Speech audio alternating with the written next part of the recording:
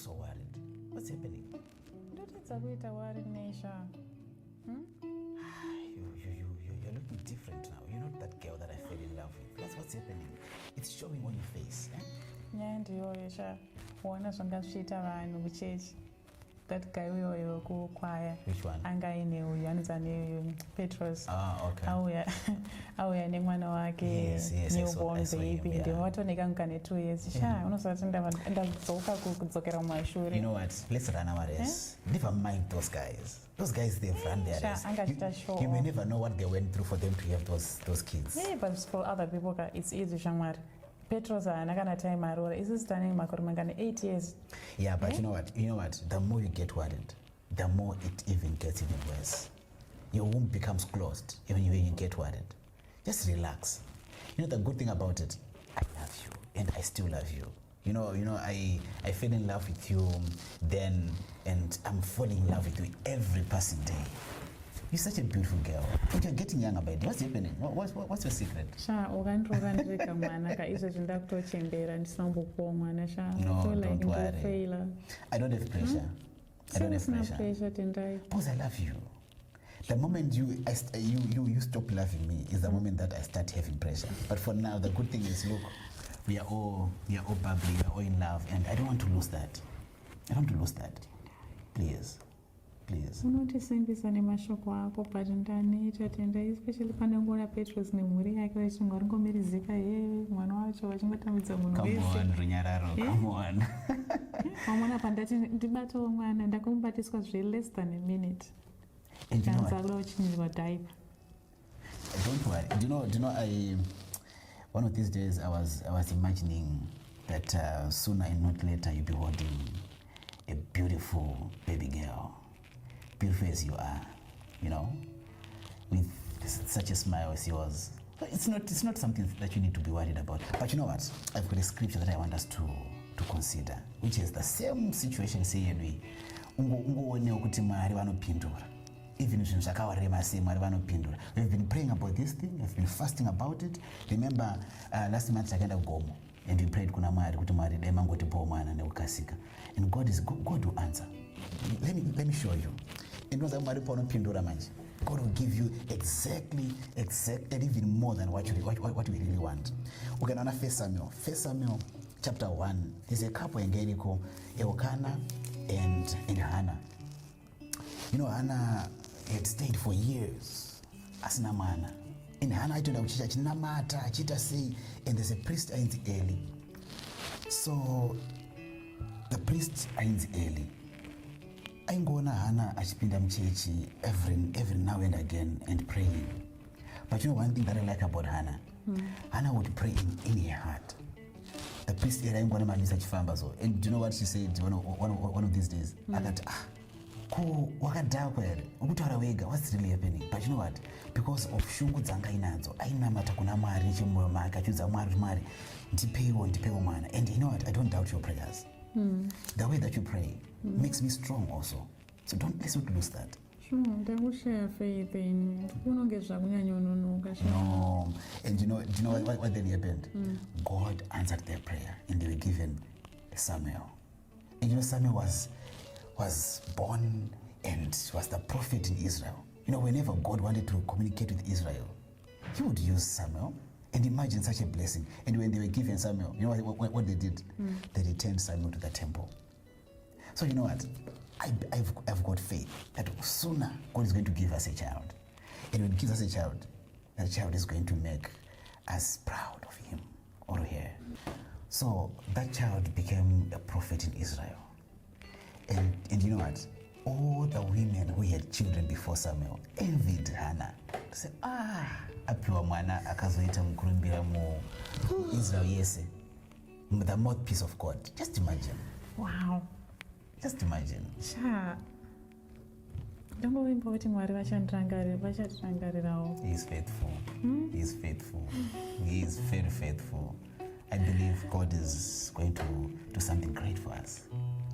Thank you. You know, unoziya zvekutaura kuti ndifile better. Sha, unoziya kumashoko ekutaura kuti ndifare unoziya. unozenda nemba nhasi ndamboendera muchechi kwacho ndazonana vachishayana nevana vavo unokona kutaona kunge vanhu isara panapa umu ndomba mababa wako uchagara zvakanaka handiti mama kwendepi I'm okay. Thank you so much. Yeah. Sounds like a knock at the gate. Is it okay? Yes, there's a knock. Are you expecting anyone? No. I don't have any visa I'm expecting. I hope I'm not invited. My face is going to be actually up to my prayer after church somewhere. We need our time somewhere. We need to spend time. Not even. I'm not expecting any visitor unless maybe can pay in on Angoya or you know. People like us, you know that. So I check the Ingilkini then Dumbo or not in church in kitchen. No, it's okay. Let me check the gates. All right. Sure. All right. Okay. Mama!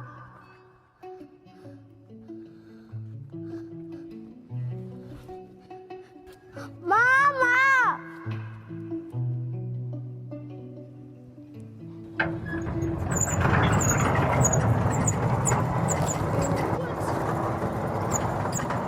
Ndio ngoshinoka gate. Chichukitika pana. Ndio noka gate yo. Kuri kuti pana. Ana mama wangu azipana pamba baba bo. Uri kwa mama wako? Watizo wakati. Aiwa tira mama wako, tira mama wako. Aiwa tira mama wako. Akuyu. Wewe anokusipa na pachizi uti nizochipa na. Aiwa asibudi. Wewe anokusipa na pachizi uti nizochipa na. Anza baba wako ndiani yo? Anza baba wako inini? Aiwa pana baba wako pana hapa. Tira mama wako. Waenda kupiko. Wakomana. Ndio mawani mwenye. Wenda kudara here. Wenda izo hapa. Kumana ka. No, iyo pana baba wako pana hapa. Mai wako vatungo kusiyawo zvako kusiya pana kana baba wako kana ka wani pana hapa. Hey, mukadzi anoparira. Hi sweetie. Is everything okay? Everything's fine. Everything's fine. Yeah, I think Jen got you not get it. Yeah, it seems so. Arikuti mai vake ndo anoka gate here and ndungomona siwa panapa. I don't even know kuti chichikuitika panapa. But yeah, I'm equally surprised. I'm baffled kuti chiko chikuitika. Na botisa kutarisira kuti mai vacho vari kupi, but I can't even find anyone. Hanzi vanoka ndovha mhanya kuenda. Wauya nani nai? Na mama wangu. Mama wako saka vakusiya panapa kana kuti warasika? Andisiya. Wakusiya panapa? Hanzi nei? Hanzi ndipa baba wako. Hanzi ndipa baba wako? Ndinoshamisika kuti hanzi pana baba wake, you know, panapa panogara inini kukoreja hakuna vanhu, it's only us. And I wonder kuti hanzi baba wake wacho ndeupi. Asi mkoma garden boy wanoya achicleaner. Maybe. Ndira ndikutofungidzira. Baba wako iwe vanonzani? Unoziya here kuti vanonzani baba wako? Tuwasiye. Hai Mwari, muyedzo here nesanje ndichibva uchechi. Imagine sweetheart, imagine. This is a temptation, eh? No, we can't be facing this. Alright, baby, wamuona ari papi iwo? Anga ari papa, akagara papa. Kutorodza kuti ari pano wapinda apa? Exactly. Ichi ndamona ari kure, maybe arasika, but ndamona akagara ipa papa. Naiwe, look, confused. Inini nemurume wangu tisitega togara panapa, ende hatisati ane mwana. Okay? Saka kana uchiti panapa wanzi, kwa mai vako vadi kumira, sei vaenda. Vakusire, sei vasina kumira. Apa ona pani nguva manje, usiku manje. It's getting late. Hey. Taura, ndinasiya poto pamoto. Sweetie. Baby, I want to understand things.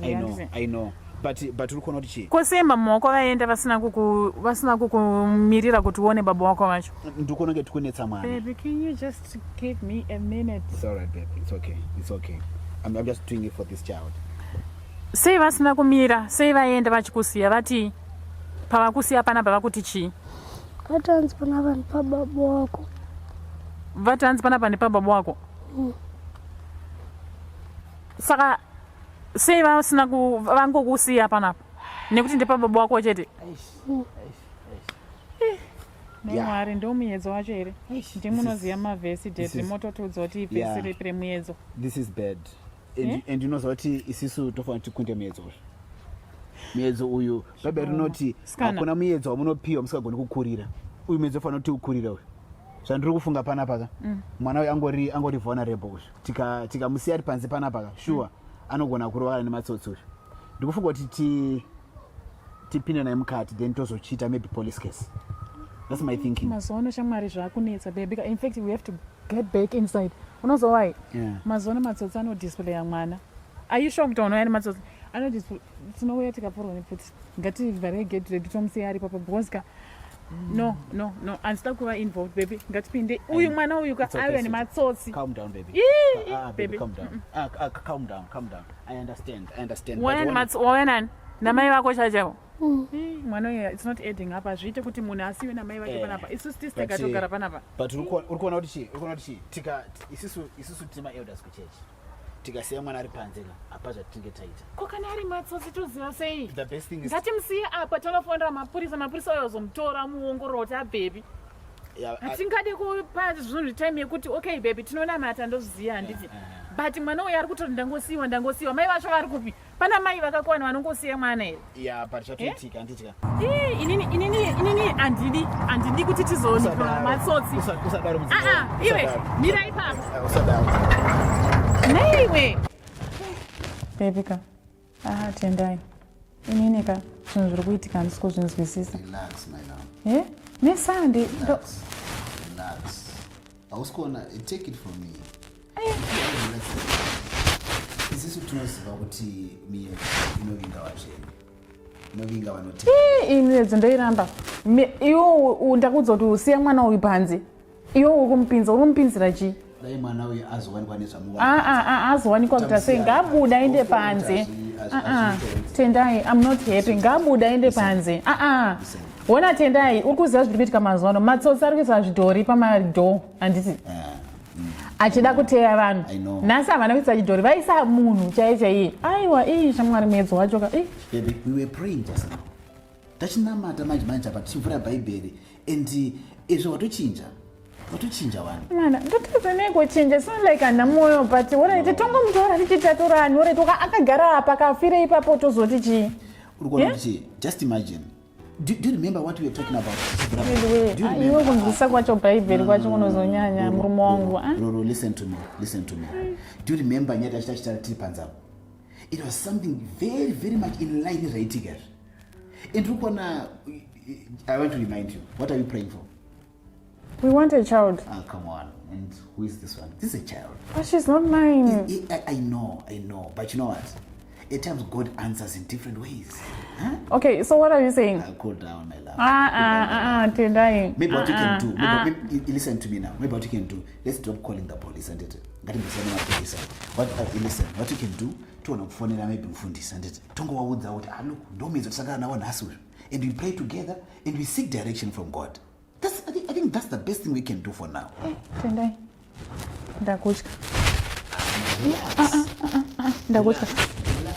Ininika ndakukusiya nemunhu wako handizive zvichaitika inini mapurisa akauya kana iri trap yauri kuita vanhu vano vebasa kwako ka inini I'm not involved manzwa tozondosangana kuchikuru binda kuunzira chikafu kana kuti I don't know I just hope hasi matsotsi I'm not involved tendai we have been through a lot but handisi kutora seuri relax panyaya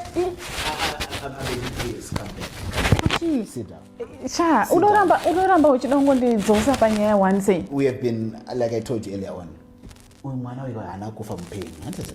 This is a gift from God. Nemwari. Kwasai ndichimbosangana nemiedzo nemwari ndoti ndikuda mwana toto izindotya. Ungamukadzi. Relax, baby, please. You can't do that in front of mwana uyu. You can't do that in front of mwana. You can't do that. Mwana unozviitira unoziva kuti miedzi yakadai so tinogona kuikunda. Itaipi yemiedzo. Type yemiedzo hatigoni kuprescribira mari type yemiedzo. But uyu watouya kawo. Tatofanira kutongokunda. Let's stick together. Ukutongori proud of miedzo wacho. I'm not Roro. No, we don't need to call mapurisa for now. scared. Let's call Mfundisi and my Mfundisi.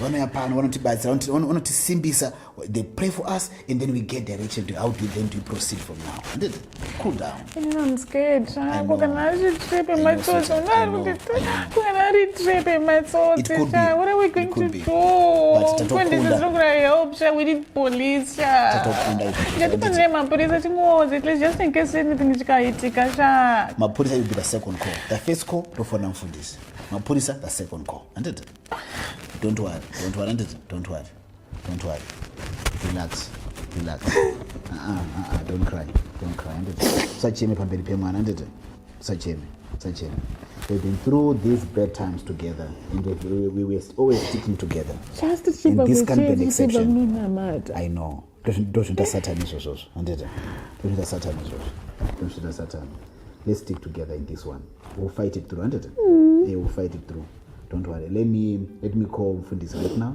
I know we are then what about how then to proceed from here. And remember kuti elder wedu yawa is also a policeman. He can also guide us on how to proceed. But for now, let's go Mfundisi. And let's go Mfundisi. Don't worry. It's okay. Yeah, don't cry. Don't cry. Satan akonochichema kudai soka. You'll be very happy. You'll be celebrating. Please relax. Relax.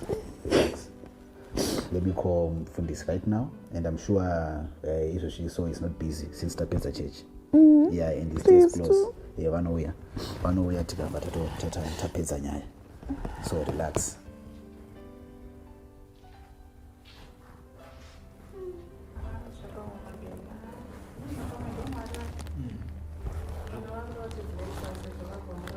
Naichikumbura mvura. Anoda mvura. Rega tokupa mvura manje nditi. Rega tutorere mvura. Atanoda mvura. But look how beautiful she is. She's a beautiful baby.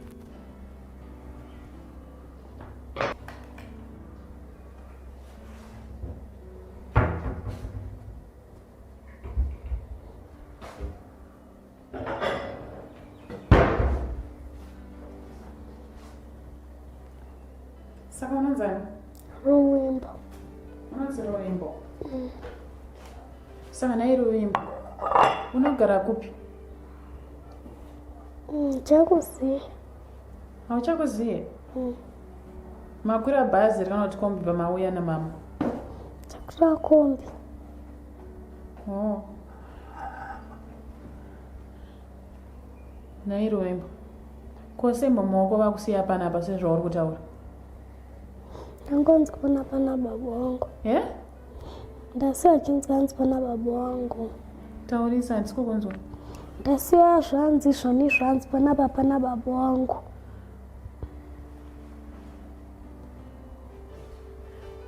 Baba wako panapa? Hamuna urasika here? Ndi mama wandisiya. Ndozvandiri kuti mama wako, are you sure kuti mama wako hanorasika? Because panapa ndiri kungoona kuti ndine murume wangu chete. Musikana webasa ariko off. Ndo vanhu vanogara panapa chete. Mukoma garden havapo vanotsvaira panapa. Ende havatogari pano vanoita zvekuuya. Saka ndosaka ndokufunga kuti ndoda kunzwisisa nyaya yako kuti pamwe marasika. Baba wako ivo vanonzani? Ndisiye zita. Nayi Ruwimbo. Zita radhedhi wako unoriziya here? Handiriziyi. Handiriziyi. Kosei? Ndakangosiyiwa panapa. Wasiyiwa panapa, but wanziwa panapa panogara dhedhi wako, panapa panogara murume wangu namaid chete. Hauziye baba wako sei iwewe? Pamwe marasika Ruwimbo. Chamboita kuti mama wako akusiye panapa chii? Ndisikuziya. Pamabva kumba wangu vachiti chii? Ngachiti hanzi ndikuendesa kuna dhedhi wako. Dhedhi wako wacho vakambouya. Alright, ukaona wakamboona here? Ukaona unovaziya here? Sitauriziye, but ukaona unovaziya here? Unokaona unovaziwa? Wakaona? Just briefly. No, I just want to, talk to her. Yeah, I know. No, you continue. just there's something that I want you to help me with. Unodzoka zvaume manje. Mugorwa musiya achiti since wamisira something to eat. Okay. It's okay, remember. Idya udire drink vhura mufiriji utore drink handiti? Handika? Chisomuka utore drink mufiriji. It's okay, we're gonna sort everything out and tichagadzisa zvinhu zvese zvichanaka. Handitya? Tichanzwisisa kuti chii chamboitika zviri kufamba sei. That's all I want to know. But feel comfortable. Tore drink. Yeah, come over.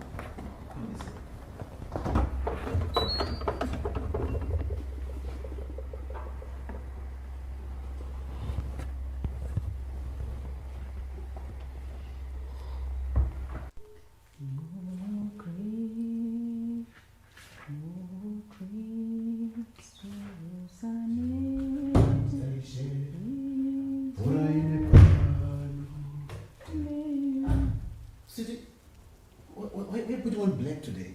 You've never put on black during the night. Is everything okay? Oh, is it? It's quite strange, eh? Yeah, well, I've never seen you black during the night. No, apana chirevo. Yeah, make me get worried, eh? Huh? You good? Yeah, I'm okay. All right, no, that's fine. That's fine.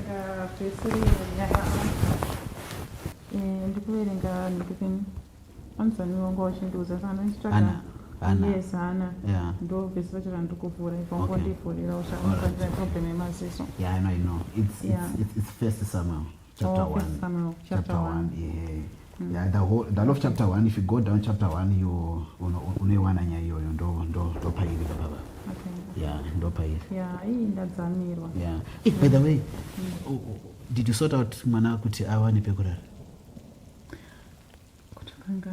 No, yeah, I think you need to. Yeah, kutokanganwa, but wana shatuita seni mwana wenda chifungidziro kuti iwo chafundira mai mufundisi kana mufundisi kuti waudza kuti ndo miedzo watawirwa nawo.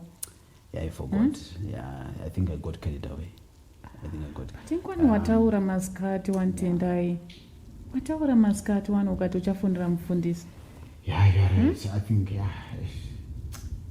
No, I think let's do it tomorrow morning. Wararapa napa here. Yeah, chingomwisira muspare anongorara pa muspare bedroom. Anditi mune linen and everything. Yeah, chingomwisira pa kutango. No, but sizvatawirirana katendai. But it's now late, baby. It's now late. Wamirire kuti ite late. Wanditaurira masikati ukati uchafundira mufundisi. Nani achida kugara nchitoda kufundira mapurisa. Hatikwanisi kurara naye panapa. Unoziva nyaya dzevana dzinozonetsa zvaunzi makaba mwana makazoita sei. Hatidi nyaya dzinozotisungisa izo. Yeah, you are right. I think like I'm telling you, I just got carried away. I think. So now, can you call them now or ndofunda mai mfundisi ndrini? Is it not late? Ingo wayi. Yes. This is late. This is almost 8. It's almost 8. Tingafuna vani izvozvo. Hazvizoite kakufona manheru. Tingade tatogara tatofona tendai. Nguva yacho. No, I understand, but hazvina kuitika. So I mean, we tilipamba and mwana ndaangorara. Timakuseni we can call these people. Do you think it's something that's out of this world? I don't think so. But something is not adding up nyaya mwana uyu. Chifuta, tinopedzera nyaya mwana nairoro. Nyaya pera kai mwana. Nditi tatopa nime stage izvozvo yekuti tofanira kungofonera mufundisi. What's your worry? Amineka zvakawanda ndazvitaura. Anogona kunge iri trip yematsotsi, anogona kunge ari maybe musatanist. She looks innocent, but you know the world we are living in nowadays. Yeah, I A know. lot is happening in Zimbabwe right now. We can't just trust people like that. Yeah, I know. Tendai, please don't nditeerera. Do something about this. Iwo ndo wabvuma kuti apinde muno. Handiwaita zvekumunakuri wamupinza muno. Wamupinza chiita plan yekuti abude sha. Waraiti mwana uyu ndamubvunza aramba achimboti pana baba wangu. I don't know what I'm thinking. Yeah. Tendai. Si aramba achingoti pana baba. Saka unozoti ndambofungidzira kuti chii kana kuti chii. pandazofunga futi kuti mai vake vatomusiya apa napa. Vamusiya apa napa mai vake ka. Fungudzira kwako mai vari kupenga here kana sei vangonanga gedhi rinenge. Havana kuenda apa pamaisigauke, havana kuenda apa pamaishoma. Vangonanga isusu. I hear you. But Sei vananga pano. Alright. Mwedzi wacho wangofunga iso.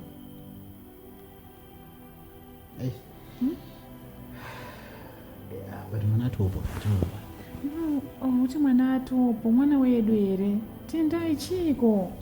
Chii?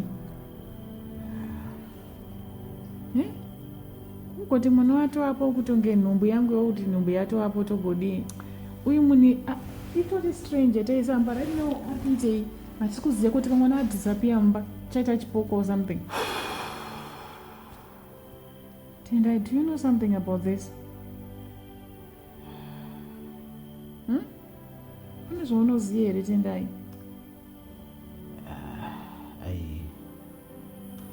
I'm sorry baby, I meant to. Ndokutonga mwana uyu ndakambomuona. Hapana mafuruza andakamboona mwana uyu. Ndakambotumirwa and ndokufunga kuti ariye mwana uyu. Waikatumirwa nani? Streets Tendai, kuti chiko nhai chimbomira kandanoita nestraight kubva masikati here shotimotova nyaya 1. Taura zvinobatika. Wakatumirwa mastreets muchii chinonzi mastreets paaiko?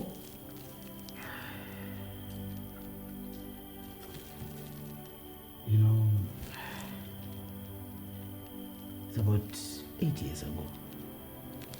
And?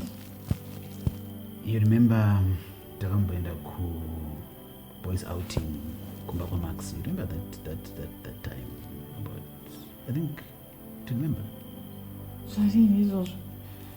Nikiriya makaita nauyu madhays atakarorana? Yeah, those days. Yes, and then?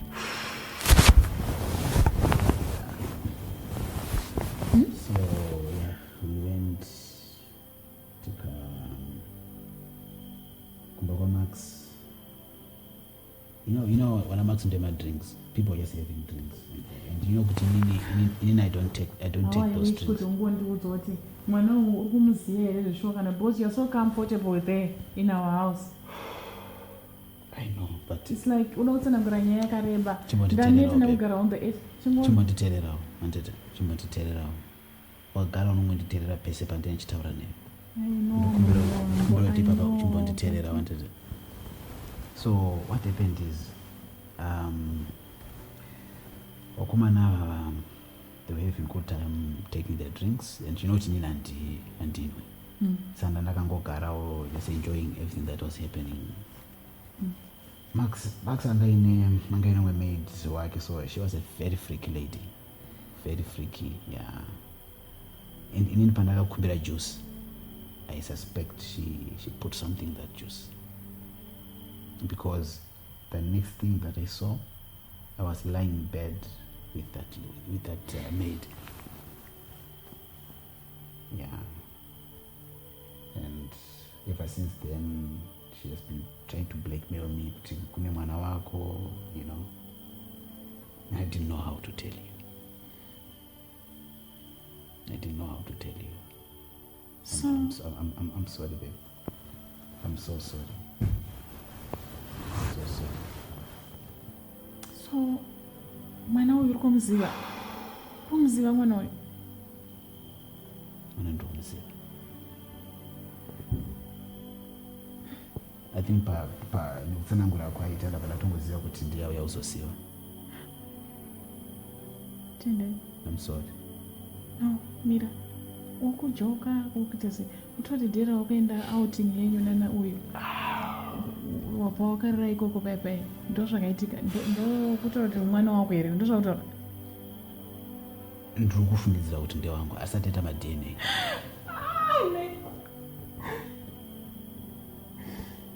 Ya ndo zvitoripo, ndine urombo but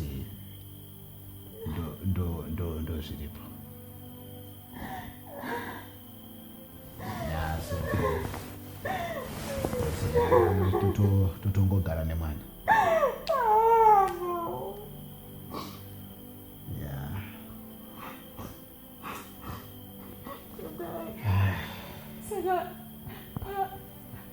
bageti ungochitoziya kunye iri kuitika wakutongowaupinza muromo wangochitoziya kuti ndiani and then wangochipretenda ndandisikuziva saka ziya wakasika muaccepta tendai iwe uchidaro tendai wese kunenzekera mwana tendai iwochiziyako kuti ndiniwesaiti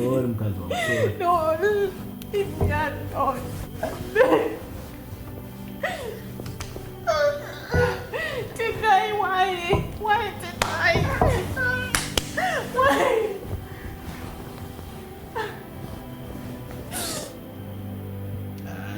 Sorry, Shaman. I'm really sorry. I'm really sorry. I was drugged, and you know me, you know my principles. I've never been a person. I want my principles. Can I kwanza urare msikana basi we munu? I was drugged. I want my principles. Sanyepe. I was drugged. Ndiana nozviziva izvozvo. Ndiana nozizoti wakadhiragwa. I'm actually telling you. Why sinaudiudza pawakabva ikoko kuti wakadhiragwa? Why? I didn't know that things happened. There was alright. Sikadai pasina mwana wengone waika usina kumbondiudza kuti ndozvakaitika kwauri. I thought kuti tinoudzana zvinhu zvese. Yeah, saka sei usina kundiudza ndozvakaitika wakundiudza because pane result yako mukadzi mukuru mwana atokura saka nguva yese uri kuita sei uri kumborarama sei uchifara nene everyday panapa iwewo uchizoti nemasecrets une mamwe mangari masecrets tisingazive tendai wandinyepera from the word go mwana uyo achisvika panapa muchindita benzi iwo wazoti he chafonera maimufundisi uchiziyako kuti uchaona nguva yekuda kuzonditaurira ayewa I just feel like killing myself. No, I want to kill myself.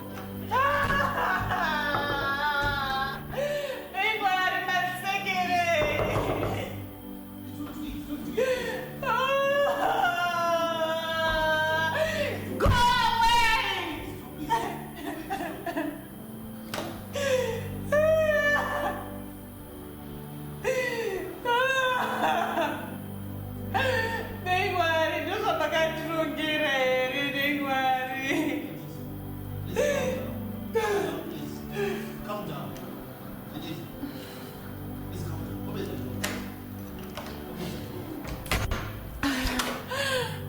I'm sorry, my wife. I'm sorry.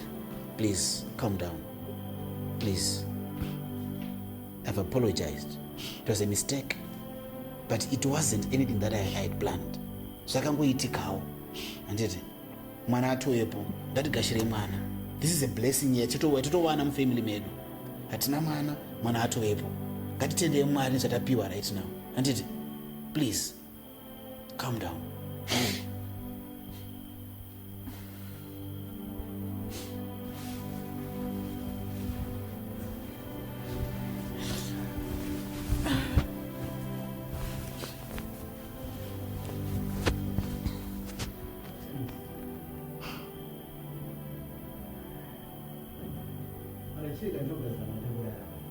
Usanditaurire ita madues ako nevanhu vako wega. Usanditaurire izvozvo, usandinyaudze please. Let me be. Mandita stupid handiti. It's fine, mawina. Tatikuchange maskati handiti. Indomie dzasangana nayo handiti. Ini ndakakurirwa nemiedzo. Tendai, shut up! Anyway. Miedzo yako yawakatsvaga. Miedzi yekutsvaga. Ndozvinotaura here kana bhaibheri racho shoko raMwari kuti kune miedzi yekutsvaga. Ndozoti miedzi inoita yekuuya pasina zvaunoziva. Unozviziva kuti ini handisina zvakashanda. Usanditsa. Okay, just get out please. Ndobuda hangu inini. Aiwa, hapana kubuda. Ndokutsvagira mwana pekurara pari right handiti. Mwana pekurara. Then you start this. What is unfamiliar like what you are doing? Handiti.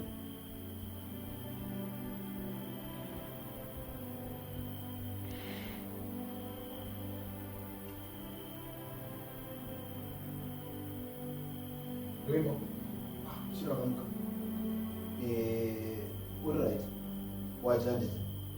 That's fine. Don't talk about tomorrow and it comes to our location. It's now time tomorrow. That's right.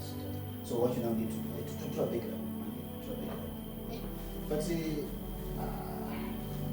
more put a little big in Luna. That's the thing. Anyway, what's a baker? More greater than the three. So kana warara zvakanaka unoita weti mablankets here uchiti kuita weti mablankets auchaita ndi good saka kana ukanza kuda kuita munhu ndokune chi